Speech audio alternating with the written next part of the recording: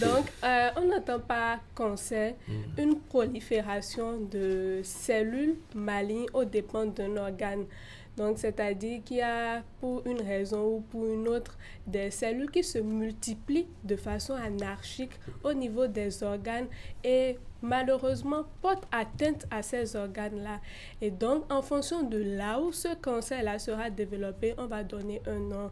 Donc, cancer de l'œil, vous allez entendre parler de rétinoblastome, c'est parce que c'est au niveau de la rétine, ou de néphroblastome, au niveau du rein. Donc là, je viens de donner quelques noms de tumeurs qu'on rencontre chez les enfants. C'est ça, donc il ne s'agit pas d'une seule et même maladie quand on dit cancer. Non, non. Okay. Le cancer varie selon l'organe. Oui, mais le principe est le même, prolifération anarchique de cellules malignes. Voilà pourquoi donc on peut, comme vous l'avez dit, avoir un cancer de l'œil, un cancer de l'oreille, un cancer du rein, etc. Maintenant, voilà. Maintenant, au Bénin, qu'est-ce qu'on a des statistiques qui permettent de situer un peu la chose, surtout dans le cas des enfants, même si ce n'est pas des statistiques au niveau national, des statistiques hospitalières, par exemple, pour parler un peu de l'ampleur des cancers qui sont notés chez les enfants. D'accord. Avant d'en venir là, je vais partir d'une façon générale. Donc, l'OMS estime qu'on a 400 000 cas de cancer chez l'enfant et l'adolescent, donc 0 à 19 ans par an, et que cela va doubler d'ici 2030. Notre pays, le Bénin, ne déroge pas à ces règles parce que quand on voit le nombre de cas qu'il y a eu au Centre national hospitalier de Lomé et du plateau départemental, on a eu une augmentation entre 2018 et 2021 de 2,25 fois. Donc, c'est-à-dire que les cancers de l'enfant sont un problème réel dans notre pays. Malheureusement, les données que nous avons sont encore, je vais dire, ne sont pas représentatives parce qu'en 2018, il y avait 32 enfants admis pour cancer, soit 12 en 2021, mais nous estimons que c'est très peu et ce n'est pas représentatif réellement de ce qui se passe dans nos communautés. Connaissant le contexte socio-culturel où tout de suite il y a un déni du cancer chez l'enfant, où tout de suite quand on voit cancer ou bien les manifestations du cancer chez l'enfant, on le met sous le compte de la sorcellerie et il n'emmène pas toujours les enfants à l'hôpital. Donc voilà un peu ce que je peux dire par rapport à cette question. Ça sous-entend de votre développement, n'est-ce pas, qu'il y a comme les chiffres, si tout le monde était enregistré, si tous les cas avaient été détectés, on en aura beaucoup plus. Oui, on en aura beaucoup plus. Là, je viens de parler des statistiques du centre de Lomé du Plateau, justement parce qu'il y a un centre de prise en charge des cancers pédiatriques là-bas. Et donc, c'est le centre entre griffes de référence qu'on a actuellement pour les cancers pédiatriques. Mais est-ce que c'est le seul centre de prise en charge des cancers pédiatriques au Bénin? Je ne dirais pas que c'est le seul centre de prise en charge des cancers pédiatriques parce que certains cancers pédiatriques sont pris en charge dans nos différents centres hospitaliers, comme le CNHU par exemple, où vous verrez en hématologie des enfants qui sont hospitalisés pour leucémie.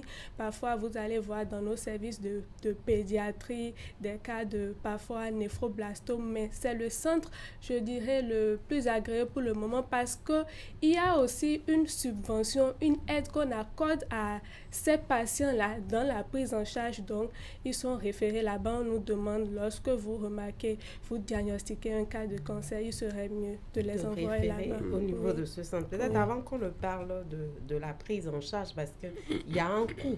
Il y a un coût énorme pour la prise en charge du cancer. C'est valable pour l'enfant, c'est valable pour l'adulte. Peut-être voir un peu en parlant de cancer chez l'enfant, quels sont ces cancers-là qui sont fréquents qu'on peut noter chez les enfants. D'accord. Je l'ai dit tantôt, on a le rétinoblastome, le cancer de l'œil, et on a le cancer des os. Beaucoup ne connaissent pas ça, mais on peut avoir un cancer des os. Là, on a quelques images aussi. Oui, ça c'est... Ça, c'est pas la cataracte, ça. Justement, c'est l'un des diagnostics différentiels. Ça égale très vite le diagnostic. Vous parlez de cataracte parce qu'il y a une blancheur au niveau de l'œil. Mais ça, c'est déjà un signe de rétinoblastome qui nous frappe. Un enfant de 0 à 5 ans, quand vous le recevez et qu'il a un œil avec une tache blanchâtre, cela doit vous alarmer, ou un œil qui brille le soir. Donc, vous avez un enfant la nuit, vous le regardez, l'un de ses yeux brille, ou il y a une tache blanchâtre, ou comme l'image précédente le montrait, on a une déviation de l'œil, l'œil qui louche. Là, vous voyez l'œil gauche qui est dévié vers la gauche. Donc, dans ces cas-là, le premier diagnostic auquel on doit penser très rapidement, cela doit même alarmer les parents, ils doivent amener ces enfants-là à l'hôpital pour qu'on voit si ce n'est pas un rétinoblastome.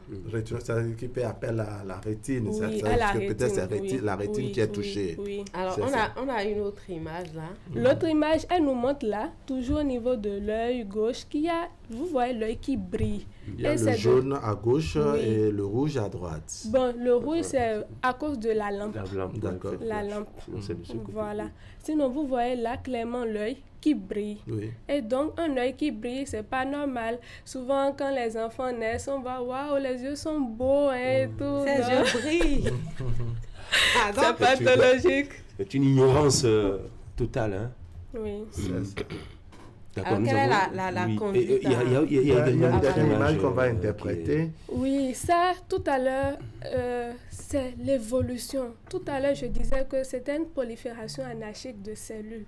Donc, quand ces cellules-là deviennent de plus en plus nombreuses, ça grossit, ça grossit, ça grossit. Ça se développe. Ça se développe, l'œil sort de sa paroi. Vous verrez qu'en prenant en charge un rétinoblastome, plutôt quand il n'y avait qu'une tache, et maintenant, à un stade... Ah là, c'est déjà les complications. Oui, là, il y a déjà des complications. Vous convenez avec moi qu'il est plus évident de le prendre en charge plus tôt. Et là, en fait, là où ça devient plus compliqué, c'est que quand les complications de ces cancers-là viennent, c'est que ces cellules-là vont au niveau d'autres organes, le cerveau par exemple, ou d'autres organes environnants. Et donc, on ne peut plus partir retirer une tumeur, on ne peut plus partir retirer dans chaque organe et tout. Donc, à ce moment, ce qu'on peut faire, ce sont des soins palliatifs, c'est-à-dire on accompagne la personne pour améliorer sa qualité de vie jusqu'à ses derniers jours. C'est pourquoi nous insistons sur la prise en charge précoce de ces cancers-là. D'accord. On va s'attarder un peu sur ces images, sur le volet du cancer de l'œil. Vous pensez que ça, vous désignez sur le vocable de rétinoblastome, puisqu'on a des images que vous avez interprétées également tout à l'heure. Quels sont les signaux, les symptômes, les signes distinctifs pour savoir que, attention, tel que l'enfant se comporte ou bien tel que ces signes apparaissent, il faut très vite aller consulter? Je viens de le dire tantôt, les 3 premières images, dès que vous les voyez. Oui. Vous devez emmener. C'est tout, c'est ça? C'est-à-dire la couleur des yeux, oui, l'œil qui louche ou l'œil qui brille la nuit. Souvent, on traite ces enfants-là même d'enfants sorciers. C'est quoi cet enfant-là dans le noir? Des yeux de chat. Des yeux de chat, la nuit et tout. Ce n'est pas de la sorcellerie, non.